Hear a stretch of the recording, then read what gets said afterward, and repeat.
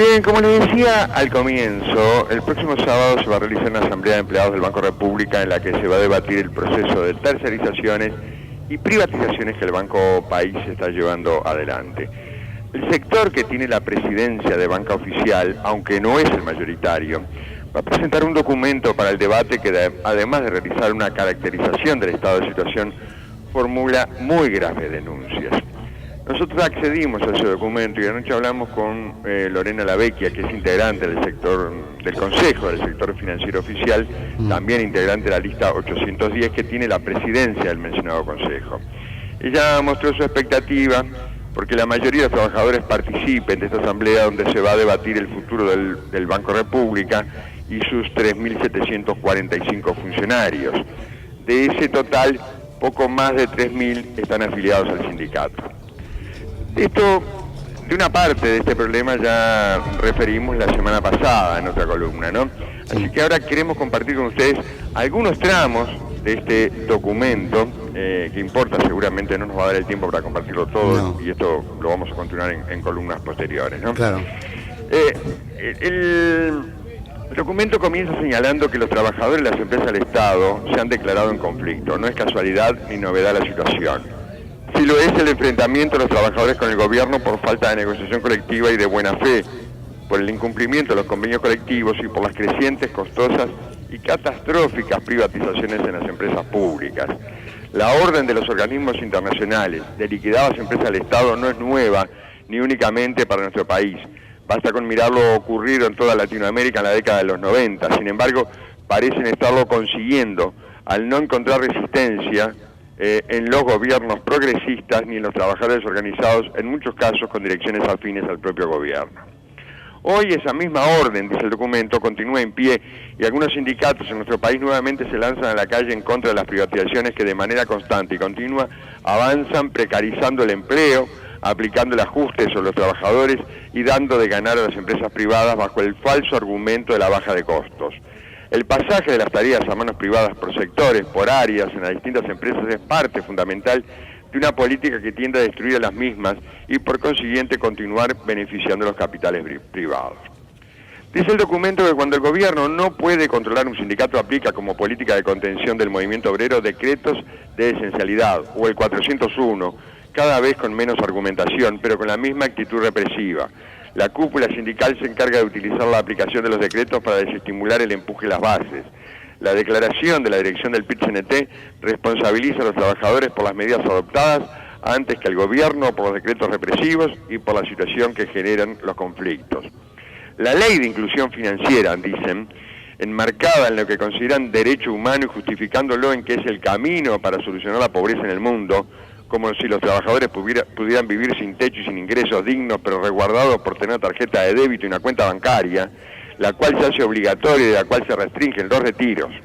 La inclusión financiera no responde ni a la educación ni a la alza de los salarios ante una canasta básica con precios exorbitantes, sino a la necesidad de los bancos de captar nuevos depósitos para realizar su negocio y facilitar su colocación de créditos al consumo, minimizando su propio riesgo.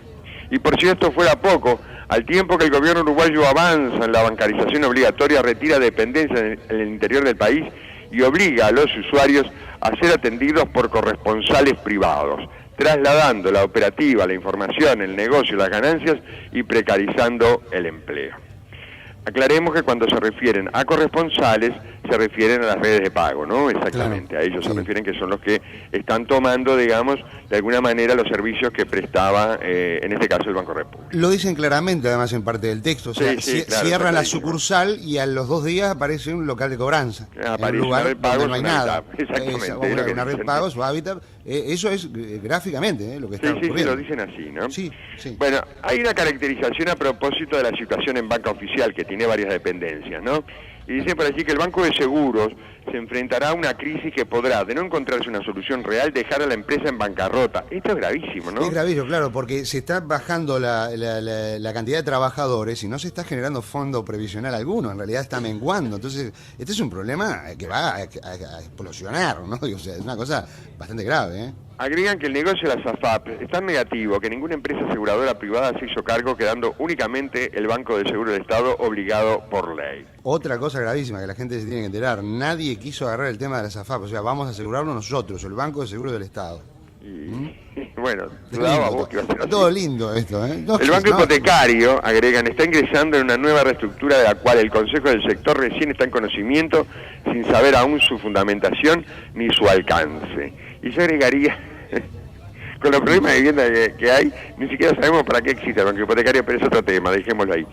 La Agencia Nacional de Vivienda sigue en su camino de separación de la misma del sistema financiero. Los trabajadores genuinos no están amparados bajo el convenio colectivo de la banca oficial, manteniendo condiciones precarias con respecto al resto de la banca oficial y en particular de los compañeros de la misma institución proveniente del banco hipotecario. O sea, recordemos que la Agencia Nacional de Vivienda es una división del banco hipotecario, ¿no? Claro. En algún momento se creó por ley para atender aquellos créditos más complejos, digamos, el cobro de aquellos créditos más complejos o situaciones mucho más difíciles.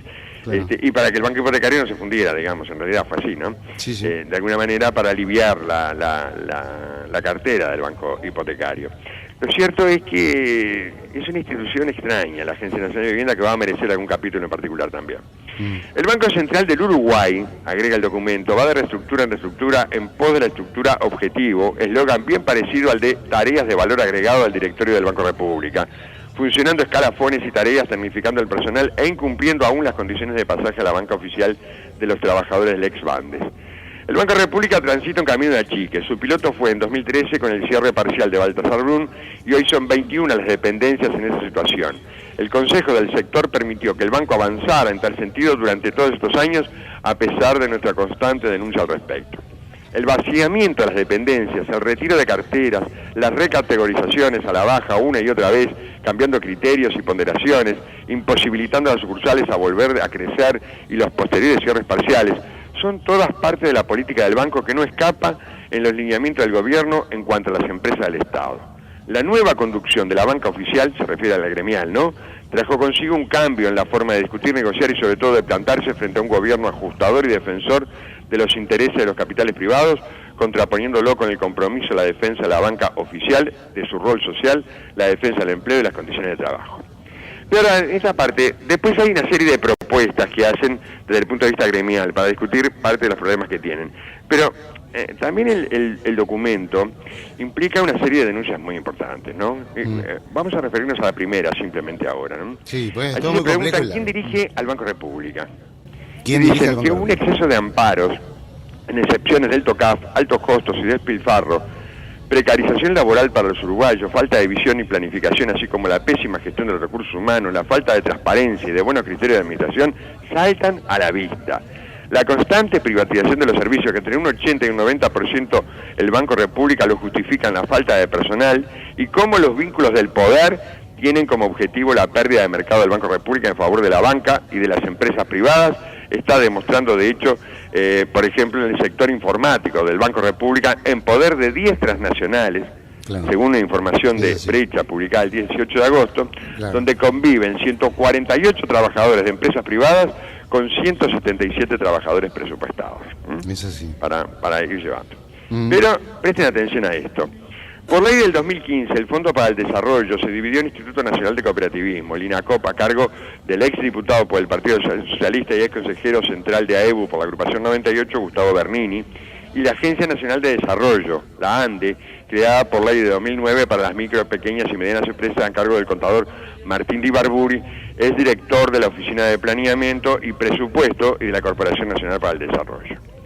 Álvaro Correa, asesor de Jorge Polgar, es uno de los 3 directivos de ANDE. La ANDE, reitero, es la Agencia Nacional de Desarrollo, ¿no? Presten atención. Di Barburi y Polgar son concuñados, porque ambos son yernos de Jorge Brovetto, el expresidente de Educación, expresidente del Frente Amplio y, recordemos, integrante del Tribunal de Conducta Política, ¿no? Exacto, que acaba de fallar lo del dictamen sobre Sendic. Sí. Exactamente. La Agencia Nacional de Desarrollo es capitalizada por la Corporación Nacional de Desarrollo y por el Banco República.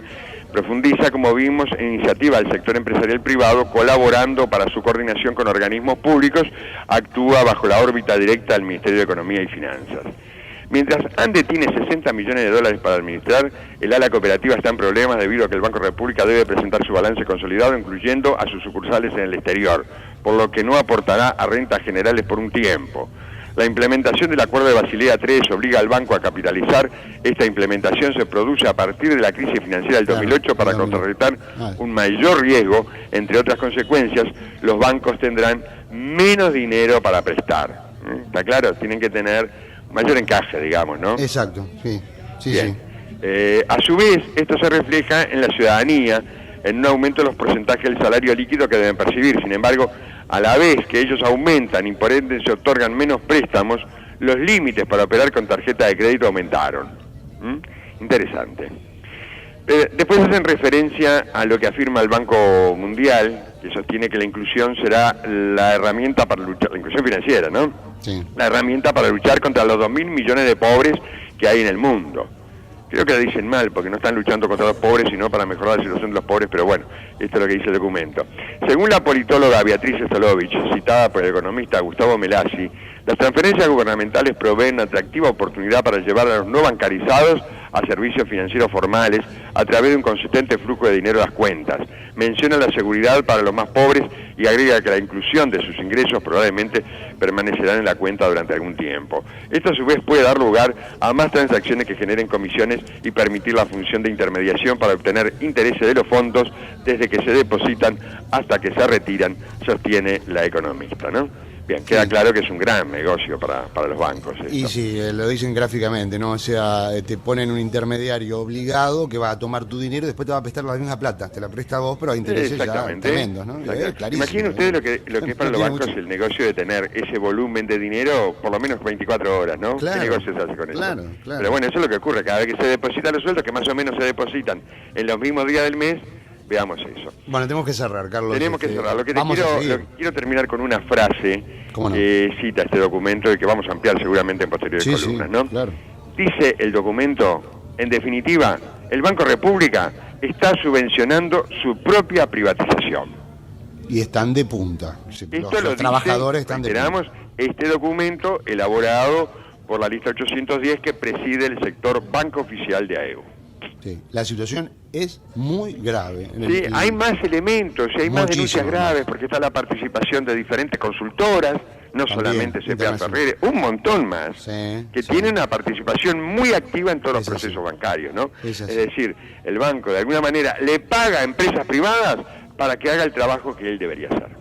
Así que si habrá tema para hablar, este va a ser un tema que va a detonar muchísimo y que va de alguna manera a crear distorsión en el panorama, por lo menos sindical, que tiene que ver con los bancos. Sí, porque a todo el mundo llamó la atención que aquella nota de Samuel Blixen, titulada El desguace, donde se hablaba del asunto de microfinanza del Banco República, mereciera una contestación tan dura, dirigida a Blixen particularmente, descalificando a Blixen del sector.